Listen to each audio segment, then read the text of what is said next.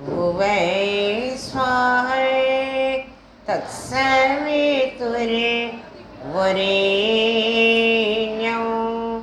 भर्गो देवस्य धीमहि धियो यो न प्रचोदयात्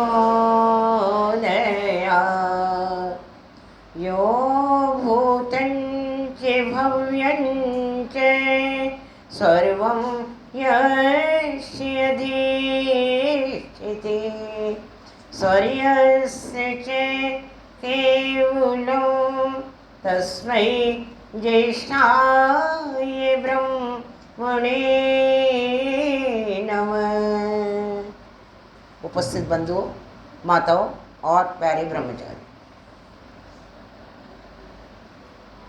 आज सामवेद का मंत्र है जिसको मैं आपके सम्मुख रखूंगी।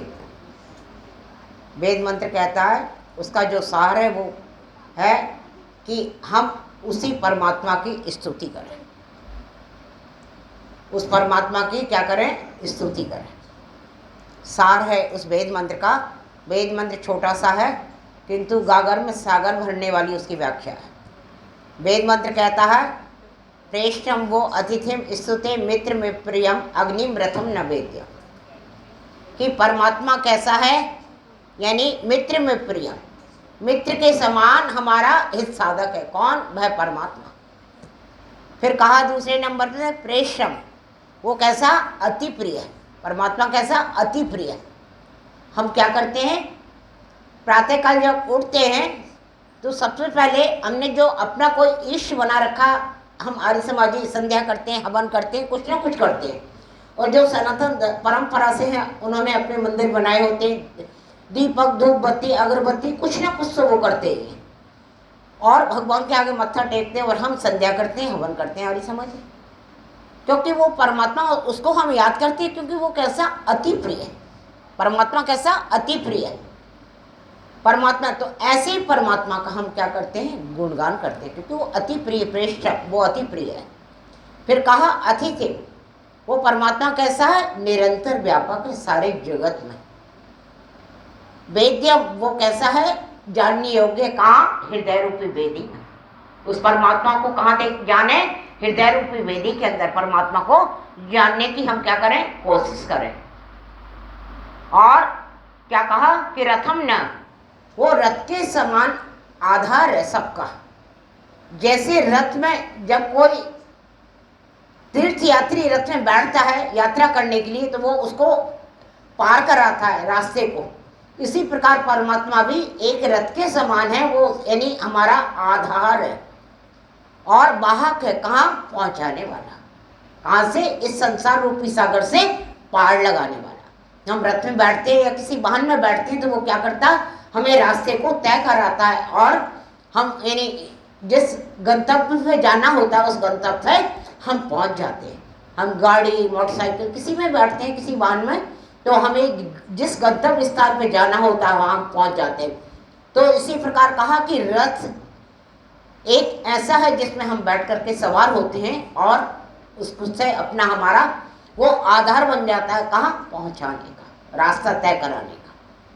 फिर कहा अग्नि, वो कैसा है, प्रकाशमान परमात्मा, प्रकाश स्वरूप है परमात्मा। तो कहा कि ऐसा जो परमात्मा है उसकी हम क्या करें, स्तुति करें, उस परमात्मा की स्तुति करें, क्योंकि वो स्तुति के योग्य है, गुणगान गाने के योग्य है। तो मानव जीवन का लक्ष्य क्या है, उस परमात्मा की स्तुति करना, उसका गान करना। हमारा उद्देश्य परमात्मा का गान करना है। इस मंत्र में 6 विशेषण बताए गए हैं, जो कि मैंने अभी एक एक विशेषण का यानी आपको बताया था। परमात्मा कैसा है, वह यानी श्रेष्ठ है और मित्र के समान हमारा कैसा है, हित साधक। परमात्मा ही एक हमारा मित्र है और वो हमारा हित चाहता है। व्यक्ति जब कोई गलत काम करता है तो परमात्मा हमें एक बार झकझोरता है कि नहीं, तुम इंसान हो, सोचो समझो फिर करना, क्योंकि ये गलत काम है। तो हमारी आत्मा समझ जाती है तो उस काम को नहीं करती, और आत्मा जब समझती नहीं है, ध्यान नहीं देते हम, तो इंसान गलत काम कर जाता है। और फिर कहा दूसरा कि वह सबसे अधिक प्रेम करने योग्य है। तीसरा है वह निरंतर सर्वव्यापक है। चौथा है यानी वह जानने के योग्य है और हृदय रूपी में ध्यान करने योग्य है। और पांचवा कहा है कि वह सर्वाधार है और वह परमात्मा कैसा है, प्रकाश स्वरूप है। प्रकाश यानी देने वाला है परमात्मा। हम यदि कल्पना करें सूर्य सुबह प्रातःकाल ना उगे तो हमें प्रकाश मिल सकता है, हम अंधकार में ही रहेंगे। जैसे सूर्य प्रातःकाल उठता है और सारे ब्रह्मांड को प्रकाशित कर देता और वो सबको प्रकाश देता है, वो ऐसा नहीं करता कि किसी अमीर को दे दे और किसी गरीब को ना दे, वो सबको समान रूप से, चाहे वो राजा है, रंग के समान है, यानी मध्यम वर्ग का कोई भी व्यक्ति है, वो सबको यानी अपने सूर्य का प्रकाश से प्रकाशित करता है। कौन? वह परमात्मा। तो इसलिए कहा कि स्तुति, ऐसे उस परमात्मा की हम स्तुति करें। और इसका जो गहरा भाव है, कहा गीतेषु यानी समाख्या है। परमात्मा की जो व्याख्या की गई है, गीत का जो लक्षण बताया है वो गीतेषु समाख्या। किसी कवि ने बड़ा सुंदर कहा, ये फूटे फूटे नयन जर सुतन कही नाम, द्रवस्रह कुल कह नहीं तुलसी सुब्रन। जब व्यक्ति भक्ति में बैठ जाता है और भक्ति में हो जाता है, कभी कभी मैंने देखा, मैं हवन कराने जाती हूँ, कुछ बता दो व्यक्ति को, जब ध्यान से कोई सुनता है एकदम भक्ति में रम जाता है, तो उसकी आंखों से मैंने आंसुओं को गिरते देखा है। तो तुलसीदास जी भी यही कह रहे हैं कि जब तक हमारे नैनों से अश्रुधारा प्रवाहित ना हो तब तक भक्ति हमारी अधूरी है। तो इसलिए कहा उन्होंने कि जब तक यानी आंखों से यानी, तो इसलिए कहा कि गाना और रोना सबको आता है। गाने के बिना जो परमात्मा की स्तुति है वो कैसी, प्राण के विहीन है। और इसलिए कहा कि गाना और रोना सबको ही आता है। इसलिए जब भाव विभोर व्यक्ति होता है भक्ति में, तो निश्चित रूप से आंखों से अश्रुधारा बहने लगती है। तो यहाँ पे कहा कि क्या स्तुति वास्तव धरातल पहुंचाने के लिए हमें जरूरी है कि हम भक्ति करें। गीता में श्री कृष्ण भगवान कहते हैं, क्या व्यक्ति जब दुखी होता है तभी क्या भक्ति करना चाहिए, और सुख में है जब भक्ति नहीं करना चाहिए। तो गीता में श्री कृष्ण भगवान इसके 4 लक्षण यानी बताते हैं कि वो कौन कौन से लोग उस परमात्मा को बसते हैं। गीता में श्री कृष्ण भगवान कहते हैं, चतुर्विधा भजन्ते माम जन सुकृतो अर्जन आर्तो जिज्ञासु अर्थि ज्ञानम च भर्तवा। श्री कृष्ण भगवान कहते हैं कि 4 प्रकार के लोग मुझे दुनिया में बसते हैं। वो कौन कौन से बसते हैं? वो कहते हैं, पहला जो दुखी व्यक्ति होता है वह परमात्मा का स्मरण करता है। जब व्यक्ति कोई दुख आपत्ति विपत्ति रहती है किसी व्यक्ति के पास, तो फौरन मंदिर में जाते हैं और प्रार्थना करते हैं, या घर में कोई मंदिर बना रखा होता है उसके आगे मत्था टेकते हैं और प्रार्थना करते हैं, गिड़गिड़ाते हैं कि भगवान आपने ये दुख दिया, परमात्मा इससे छुटकारा देना। तो सर्वप्रथम यहाँ कहा कि दुख में यानी व्यक्ति परमात्मा को याद करता है। 4 प्रकार के लोग बताए हैं कि 4 चतुर्विधा यानी 4 प्रकार के लोग परमात्मा को बसते हैं। पहला कौन सा? दुखी। फिर कहा यानी सत्य असत्य की खोज करने वाला, थोड़ा बहुत वो जानना चाहता है परमात्मा को कि सत्य क्या है और असत्य क्या है, इसको जानने वाला वह परमात्मा को यानी जानने की कोशिश करता है। फिर कहा अर्थ यानी धन संपत्ति की चाह करने वाला, तीसरे प्रकार का। और चौथी प्रकार का कहा कि वास्तव में परमात्मा को जानना चाहता है, विवेक के द्वारा, ज्ञान के द्वारा अपने अंदर यानी परमात्मा को विराजमान करना चाहता है। तो वो कहते हैं जो ऐसा मेरा चौथे प्रकार का भक्त है वो सर्वकोटि का भक्त है। सबसे ऊंचा भक्त बताया उन्होंने कि वो सर्वश्रेष्ठ भक्त है मेरा, जो मुझे इस तरह से याद करता है यानी बिना किसी स्वार्थ के। उन्होंने कहा कि जो दुख में याद करता है वो सबसे निम्न कोटि का है। फिर मध्यम कोटि का थोड़ा बहुत यानी कुछ जानना चाहता है। और तीसरा यानी वो है जो संपत्ति चाहता है कि मुझे परमात्मा बहुत सारा धन दे देना, कोठी दे देना, बंगला दे देना, गाड़ियाँ दे देना और बहुत सारा बैंक बैलेंस दे देना। इस तरह की चाह करने वाला परमात्मा के पास जो भक्त है वो उन्होंने कहा वो तीसरा प्रकार का है। और चौथे प्रकार का सर्वश्रेष्ठ भक्त वो है जो मुझे वास्तव में चाहता है, मुझे जानना चाहता है और अपनी हृदय रूपी वेदी में विराजमान करना चाहता है। तो वो उन्होंने कहा कि वो 4 प्रकार का चौथा प्रकार का सबसे श्रेष्ठ भक्त है। एक कथानक आया है महाराज नाम का व्यक्ति एक नदी को पार करना चाहता है, नदी के किनारे खड़ा हुआ है और वो व्यक्ति डरा हुआ है। वो सोचता है कि ये नदी पता नहीं कितनी गहरी है, चौड़ी तो बहुत है किंतु गहराई का पता नहीं कि कितनी गहरी है कितनी नहीं। तो वो नदी के किनारे खड़ा हुआ है, किनारे पे, और वो क्या करता है, वो सोचता है कि चलो परमात्मा को याद कर लेता हूँ, परमात्मा निश्चित रूप से नदी को ठीक से यानी पार करा देंगे। तो वो भक्त क्या करता है, नदी के किनारे खड़े होकर के परमात्मा को कहता है कि हे भगवान, मैं 5 रुपये का प्रसाद बांटूंगा और मुझे नदी ठीक से पार करा देना। और यही कह के परमात्मा को रिश्वत देता है 5 रुपये की, और नदी में वो उतर जाता है व्यक्ति। और सन ही वो जाता है, पूरी नदी पार हो जाती है, थोड़ी सी नदी यानी रह जाती है करीब 8-10 फुट। इतने में नास्तिकता का भाव उस व्यक्ति के मन में जागता है। वो सोचता है, अरे 5 रुपये का प्रसाद बोल करके मैंने व्यर्थ में 5 रुपये गवा दिए। फिर इतना ही भाव उसके मन के अंदर आता है। जैसे ही 2 कदम व्यक्ति आगे बढ़ता है और कोई गड्ढा होगा और कीचड़ में गर्दन तक वो धंस जाता है वो व्यक्ति, और हड़बड़ा जाता है और फिर कहता है, हे भगवान, मुझसे गलती हो गई, अनाड़ी तो मैं हुई, मुझसे गलती हो गई।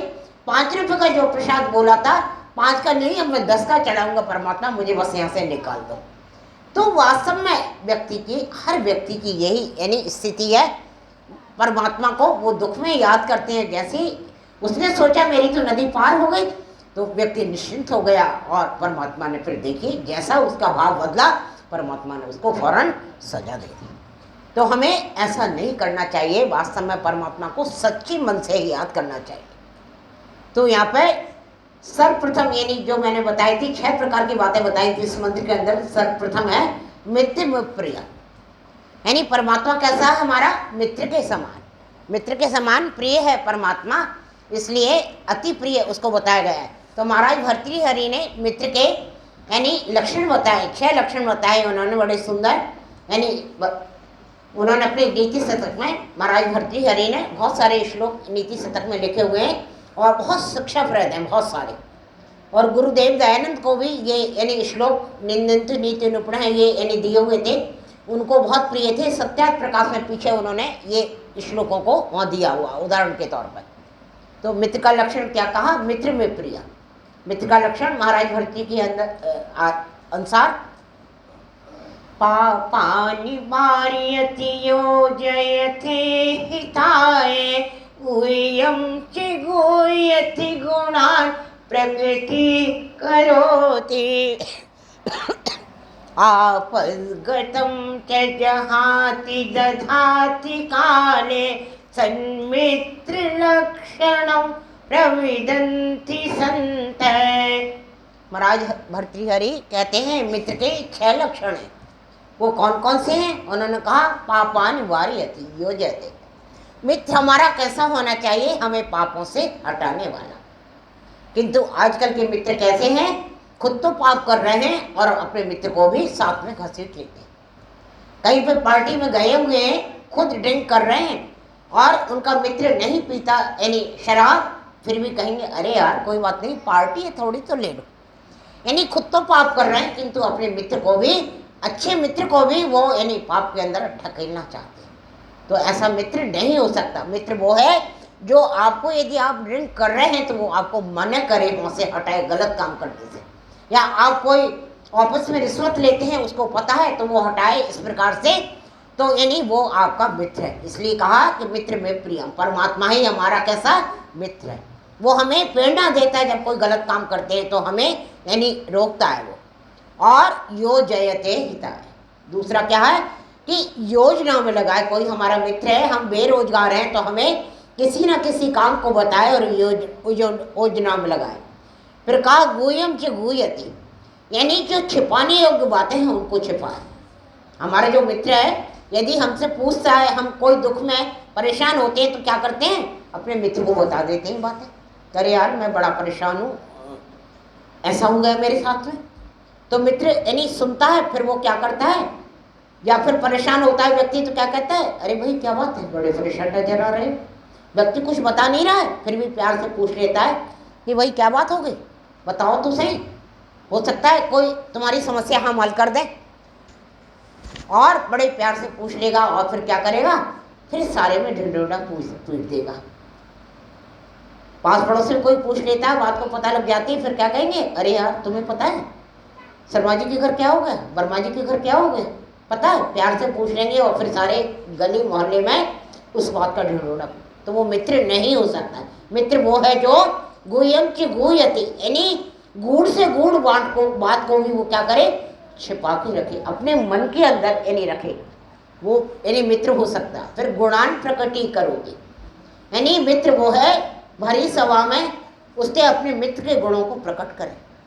भरी सभा में बहुत सारे जब लोग हों और खाली पीछे से ही ये कहता है, पीठ सब तपा रखता रहे, अरे आप तो बहुत विद्वान हैं, आप तो बहुत यानी अच्छे व्यक्ति हैं, सबकी सहायता करते हैं, सबका साथ देते हैं, दुख में सबके साथ खड़े होते हैं, तो ऐसे बात नहीं बनेगी। क्योंकि किसने सुना, केवल उसने, आपके मित्र ने सुना जो आपने कहा, किंतु हमें सबके सामने, हमारे किसी मित्र के अंदर कोई गुण है, अच्छी बात है, तो हम क्या करें, सबके सामने उसकी बातों को प्रकट करें, बताएं, तब तो पता लगेगा सबको कि व्यक्ति कितना अच्छा है।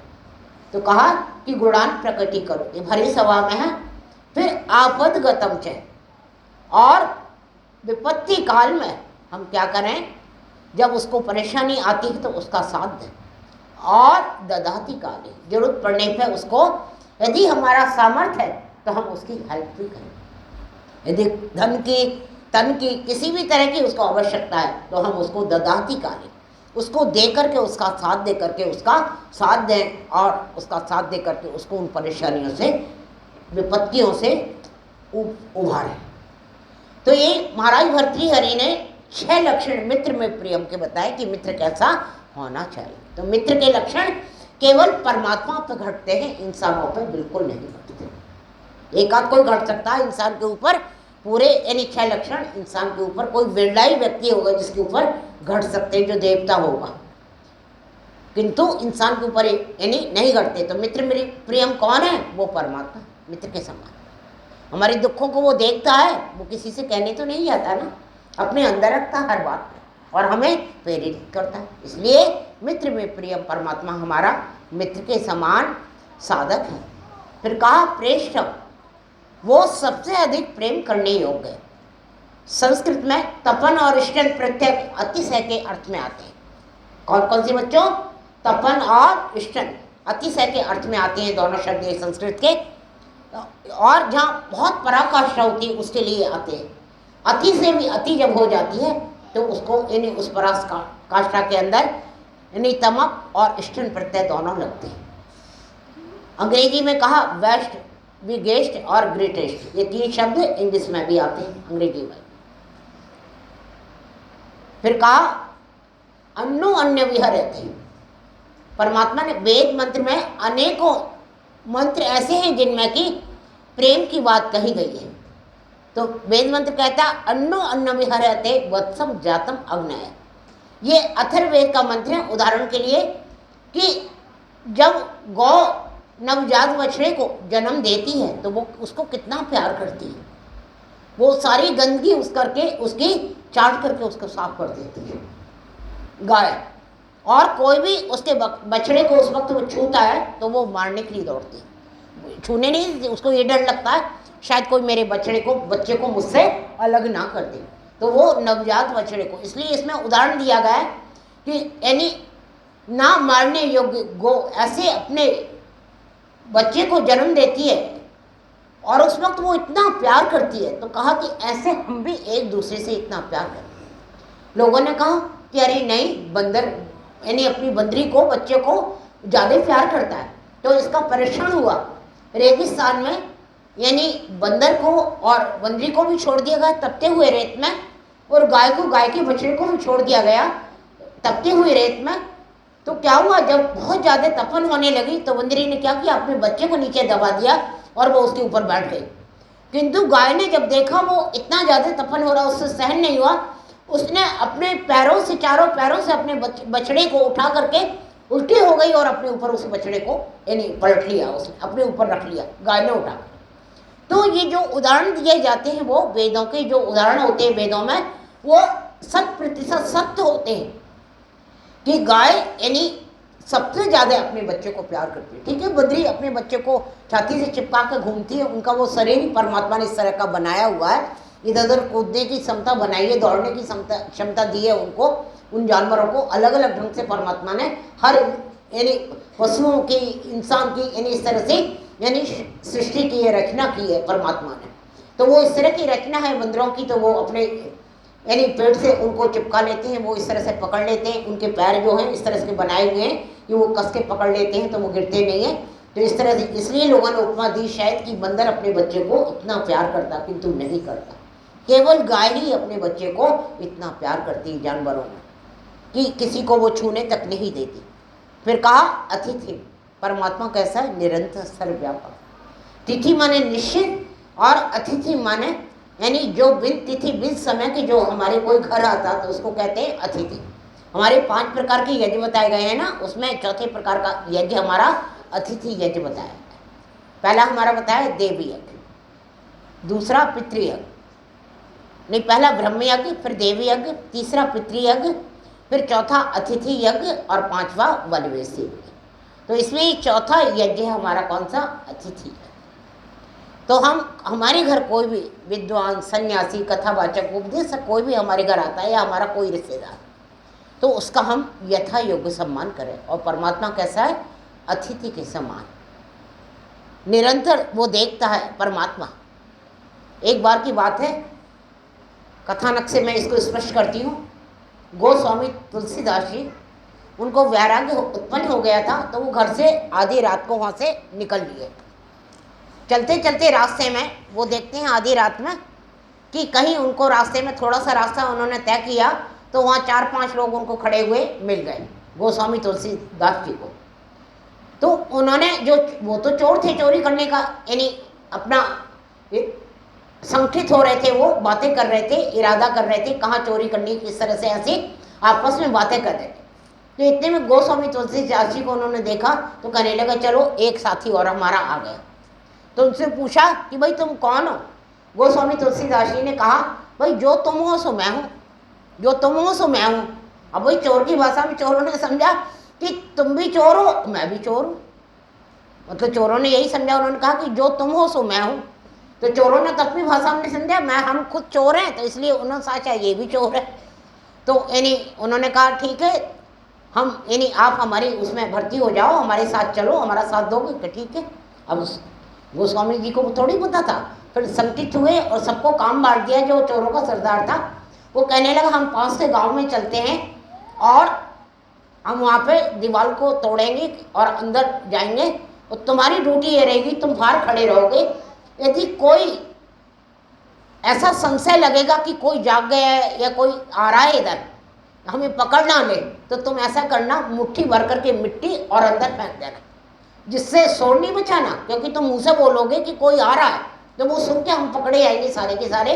तुम ऐसा नहीं करना, केवल क्या करना, मुट्ठी भर करके मिट्टी भर और अंदर फेंक देना। गोस्वामी जी कहने लगे ठीक है। वो बाहर खड़े हुए हैं, सब जो अंदर घुस गए हैं दीवार तोड़ करके। अब चोरी करने के लिए कोई तिजोरी तोड़ रहा है, कोई कुछ तोड़ रहा है, घर के अंदर अलमारियों के ताले तोड़ रहा है। इस तरह से चोरी बस करने ही वाले थे। इतने में गोस्वामी तुलसीदास जी पहरे पे बाहर खड़े हुए हैं और वो देखते हैं कि वो परमात्मा, उनके मन के अंदर विचार आया एकदम कि वो परमात्मा हर जगह विराजमान है और वो मुझे भी देख रहा, हम सबको भी देख रहा। बस यही भाव उनके मन का अंदर जागा और मुट्ठी भर करके उन्होंने मिट्टी अंदर फेंक दी। वो सारे के सारे भाग लिए और स्वामी जी भी, गोस्वामी तुलसीदास जी भी उनके पीछे पीछे भागते हुए जाते रहे। फिर देखा उन्होंने कि ये सुरक्षित जगह है, वहाँ जाकर के सारे रुक जाते हैं। फिर उनसे पूछते हैं अरे भाई क्या बात हो गई थी, कोई दिख रहा था या कोई देख रहा था हमें इस तरह से, तो तुमने क्यों यानी मिट्टी फेंक दी थी? तो उन्होंने कहा कि नहीं, वो परमात्मा देख रहा था। तो सारे के सारे जो थे, अरे तुमने बना हुआ काम को बिगाड़ दिया, और सारे सिर पीटने लगे, कहने लगे इस पागल को हमने अपनी सेना में कहाँ से भर्ती कर लिया, ये तो पागल ही है, बिल्कुल ही बने बनाए काम को यानी बिगाड़ दिया। तो वो परमात्मा कैसा है? हर जगह विराजमान है। यही भाव गोस्वामी तुलसीदास जी के मन में जागा और उन्होंने उस परिवार को हानि होने से बचा दिया। फिर चौथा वेद्य, यानी वो परमात्मा हृदय रूपी वेदी में जानने योग्य है। और वेद्यम भावम वेद्यम, उसका ज्ञान हृदय रूपी वेदी में विराजमान है। सा विद्याए मुक्त है, परमात्मा कैसा है, हमें जो ज्ञान देता है और फिर हम उस किससे यानी छुटकारा पाते हैं, दुखों से हमें यानी वो छुड़वा देता है। कबीरदास जी ने बड़ा सुंदर कहा, कबीरा मन निर्मल भयो जैसे गंगा नीर, पाछ लागे हरि फिरे कहते कबीर कबीर। रथम न, परमात्मा कैसा है, रथ के समान आधार है। जैसे परमात्मा सारे जगत का आधार है, और वेद में कहा सदाधार पृथ्वी द्याम देवा कस्मै देवा यह विसाव देवा। हम ईश्वर स्तुति प्रार्थना के मंत्र बोलते हैं, उनमें दूसरा मंत्र है, वह परमात्मा कैसा है, सारी पृथ्वी को आधार है वो परमात्मा, जिसने धारण कर रखा है परमात्मा ने। ऐसे परमात्मा वो रथ के समान है। फिर कहा अग्नि, वह परमात्मा कैसा है, अंतिम शब्द, परमात्मा कैसा, प्रकाश के स्वरूप, स्तुति करने योग्य है। भौतिक और आध्यात्मिक ज्ञान को प्रकाश देने वाला वह परमात्मा। और जैसे आँख की सहायता के लिए परमात्मा ने सूर्य दिया, आँख यानी देखने के लिए परमात्मा ने, यदि आँख परमात्मा ने नहीं दी होती तो सूर्य भी यानी प्रकाशित होता, प्रकाश यानी होता। यदि परमात्मा ने हमें आँख नहीं दी होती तो हम सूर्य को प्रकाश को देख सकते थे, नहीं देख सकते थे। तो परमात्मा ने हमें ज्ञान दिया, किसके लिए, भलाई और बुरे की पहचान के लिए परमात्मा ने सृष्टि को बनाया है प्रारंभ से ही परमात्मा ने, और साथ में वेद ज्ञान दिया है। वेद को क्या कहती है, ज्ञान, श्रुति। तो परमात्मा ने हमें ज्ञान दिया भला बुरा सोचने के लिए। यदि उसने हमें ज्ञान का प्रसाद ना बांटा दिया होता तो हम सबकी भी स्थिति कैसी होती, पशुओं जैसी। तो इसलिए हे मानव तू उस परमात्मा की स्तुति कर। इसलिए वेद में कहा मनुर्भव, हे मानव तू उस ज्ञान को अर्जन करके तू मानव बन, और मानव बन करके अपने जीवन का कल्याण कर। तो वेद में यही कहा कि उस परमात्मा की स्तुति करें, और जो जानने योग्य है उस परमात्मा को जाने, तो निश्चित रूप से संसार रूपी सागर से हम तर जाएंगे, पार हो जाएंगे। तो परमात्मा ऐसा है, उसको हम जाने। ओम शांति शांति शांति।